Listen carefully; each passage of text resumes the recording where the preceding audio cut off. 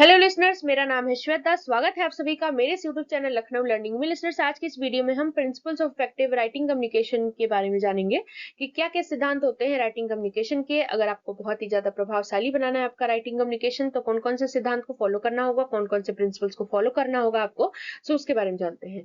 So listeners, screen पर दिया हुआ है, देखिए मैंने काफी सारे पॉइंट्स इसमें डिस्कशन किए हैं। वन बाय वन सब स्किप पे चलेंगे। तो पहला पॉइंट है क्लैरिटी, यानी कि जब भी हम राइटिंग कम्युनिकेशन कर रहे होते हैं तो क्लियर और स्ट्रेट फॉरवर्ड लैंग्वेज का यूज करना चाहिए। जार्गन यानी कि मैंने आपको पहले भी बताया है कि कॉम्प्लेक्स सेंटेंसेस या जार्गन यानी कि जो आपको ऐसे सेंटेंस का, ऐसे वर्ड का यूज ना करे जो दूसरों को समझ में ना आए, यानी कि ऐसे व्यवसाय या किसी कार्य क्षेत्र या फिर कह सकते हैं वर्ग के द्वारा बोली जाने वाली जो भाषा होती है ना, तो वो चीजें जो उसी को हम जार्गन कहते हैं। तो उस चीजों को अवॉइड करना है, क्योंकि हो सकता है आप जो बातें जानते हो सामने वाला पर्सन ना जानता हो, तो ऐसे वर्ड का यूज करें जो सामने वाले को भी समझ में आए।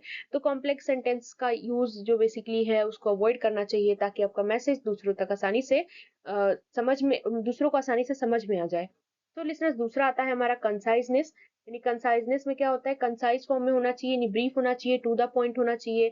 आप अननेसेसरी वर्ड्स को एलिमिनेट कर दीजिए, जो भी रिडंडेंसी है उसको हटा दीजिए, ताकि रीडर का अटेंशन मेंटेन रहे। अगर आप जैसे कि देखिए, हम लोग न्यूज़पेपर भी पढ़ते हैं, तो जब हमें सारे जो सेंटेंसेस है जब इंग्लिश में हम रीड कर रहे होते हैं, हिंदी की मैं बात नहीं कर रही, इंग्लिश में जब हम न्यूज़पेपर को रीड कर रहे होते हैं, तो देखिए कोई कोई वर्ड्स ऐसे आ जाते हैं जिसके बारे में हमें पता ही नहीं होता, जिसका मतलब ही नहीं पता होता है। वहीं पर सारा इंटरेस्ट बेकार हो जाता है, यानी कि वहीं पर हम सोचते हैं बंद कर दें न्यूज़पेपर और हम ना पढ़े, बिल्कुल हमारा इंटरेस्ट खत्म हो जाता है। लेकिन वही जब हमें वर्डिंग्स पता होती है तो हमें पढ़ने में मजा आती है, इंटरेस्ट आता है। तो इस तरीके के जो अननेसेसरी वर्ड्स और रिडंडेंसी है, जिससे क्या होता है, रीडर का टेंशन मेंटेन नहीं रह पाता है, इसलिए इन सारी चीजों को अवॉइड करना चाहिए।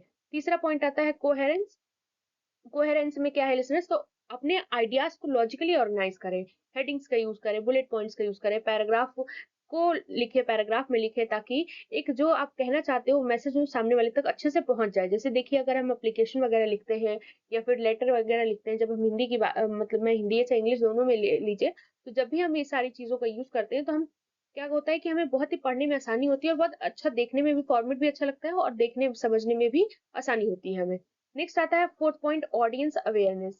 ऑडियंस की अवेयरनेस क्या बोला गया है कि जब भी आप राइटिंग में लिखते हो तो एक स्पेसिफिक ऑडियंस के लिए, तो वो जैसे बेसिकली ऑडियंस इससे अवेयर भी होती है। अगर आप नॉर्मल जो इजी लैंग्वेज में अगर आप चीजें लिखते हो, तो जैसे कि अपने जो भी नॉलेज लेवल है उसको कंसीडर कर पाते हैं, इंटरेस्ट को भी, और भी बहुत सारी चीजों को जो मैसेज में चाहिए, तो उन सारी चीजों से रिलेटेड वो अवगत हो पाते हैं, अवेयर हो पाते हैं, रेजोनेट होता है मैसेज का। नेक्स्ट आता है फिफ्थ पॉइंट, पर्पस। पर्पस क्या है, तो बोला गया है कि जब भी आप राइटिंग कर रहे हो, तो रिटन कम्युनिकेशन कर रहे हो, तो राइटिंग में जब भी कुछ भी लिख रहे हो, तो आपका पर्पस डिफाइन होना चाहिए। आप किस पर्पस से लिख रहे हो, क्या कारण है लिखने का। तो आपको जब भी वेदर टू इन्फॉर्म, परसुएड और entertain, keeping your goal in mind helps focus your content. तो जब भी आप इन्फॉर्म करो, परसुएड करो, या अपने गोल को जब भी आप माइंड में रखते हो, तो ये बेसिकली ये हमारे इन सारी चीजों में अपने कंटेंट पे फोकस करने में बहुत ही हेल्प होता है। सिक्स पॉइंट है लिसनर्स, टोन। यानी कि एक अप्रोप्रिएट टोन का यूज करें जो बेसिकली उस कॉन्टेक्स्ट और ऑडियंस के लिए फिट बैठती हो। चाहे फॉर्मल की बात कर ले, चाहे इनफॉर्मल की बात कर ले, टोन जो है वो मैसेज के अकॉर्डिंग होना चाहिए जो भी आप कन्वे करना चाहते हैं। नेक्स्ट आता है सेवेंथ पॉइंट, इंगेजमेंट। इंगेजमेंट की बात करें तो जब भी हम इंगेजिंग लैंग्वेज या टेक्निक का यूज करते हैं, यूज करें, तो उससे क्या होता है, रीडर का इंटरेस्ट को हम कैप्चर कर पाते हैं।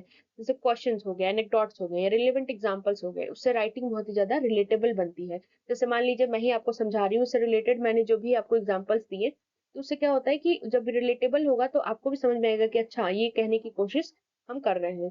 नेक्स्ट आता है eight point. Eight point listeners, ये लास्ट पॉइंट है, रिवाइजिंग एंड एडिटिंग। इसमें क्या है कि take the time to revise and edit your writing. जब भी आप लिखें तो एक टाइम ले कि उसको देख सके कि क्या आपने सही लिखा है, और सही लिखा है तो कहाँ पर कोई चीज कमी रहेगी तो उसको सुधारे, रिवाइज एक बार कर लें, उसको एडिट कर दें अगर कहीं भी अगर कमी है तो। अपने ग्रामर को चेक कर लें कि ग्रामेटिकल एरर तो नहीं है, स्पेलिंग एरर तो नहीं है, पंक्चुएशन एरर तो नहीं है। इन सारी चीजों को चेक कर लें तो क्लैरिटी एंड कोहेरेंस आ जाएगी। तो लिसनर्स, आज के लिए बस इतना ही। Thank you.